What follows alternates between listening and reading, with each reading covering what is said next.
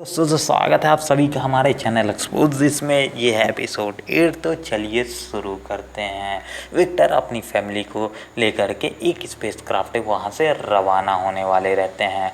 But यहाँ पास Mrs Robinson उनसे पूछती हैं कि उनका फ्यूल लेवल कितना है। तब वो बताते हैं कि सिर्फ 17% है।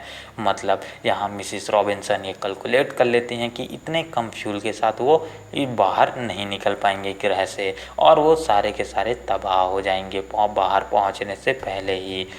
तो यह फाइनली मिस्टर रॉबिन्सन्स जाके उस शिप के अंदर उस शिप को बंद कर देते हैं, क्योंकि विक्टर रुकने से मना कर देते हैं। यहाँ फाइनली वो आखिरकार रुक ही जाते हैं, क्योंकि मिस्टर रॉबिन्सन उनको आगे जाने नहीं देते हैं।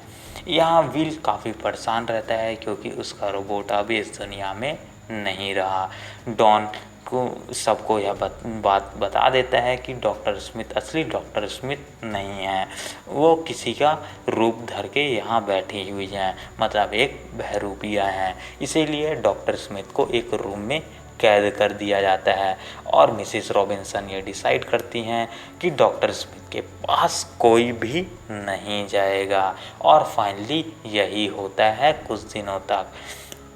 अब मिस्ट्रिस रॉबिन्सन से यह दिमाग लगाती हैं, जो कि वो एक साइंटिस्ट हैं, कि वह अपने हस्बैंड मिस्टर रॉबिन्सन्स को स्पेस के बाहर भेजेंगे, क्योंकि कम फ्यूल के साथ सिर्फ कम लोग ही स्पेस के बाहर जा सकते हैं और सबके लिए सपोर्ट भेज सकते हैं।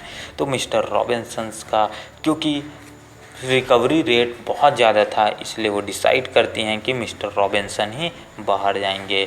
और बट उससे पहले वो सारी फैमिली से कंसल्ट करती हैं, तो एक कुछ ना कुछ करके सब मान ही जाते हैं। शुरू में सब मना करते हैं, बट फाइनली आखिर में सब मान जाते हैं और मिस्टर रॉबिन्सन्स की प्रैक्टिस होनी चालू हो जाती है।